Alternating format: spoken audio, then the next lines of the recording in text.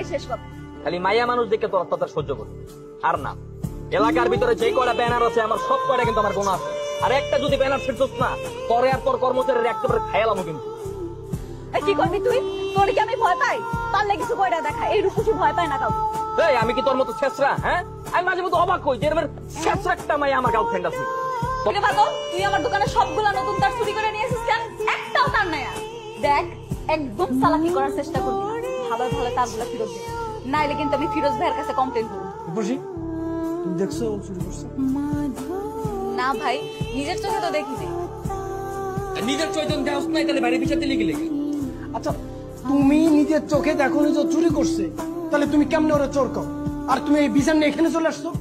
কারণ আছে ভাই, এই এলাকায় বাদল ছাড়া কেউ ডিশের ব্যবসা করে না, আর বাদলেরই একমাত্র কেবল প্রয়োজন। আর তার মানে কে নিতে পারে? বাদলই নিতে পারে।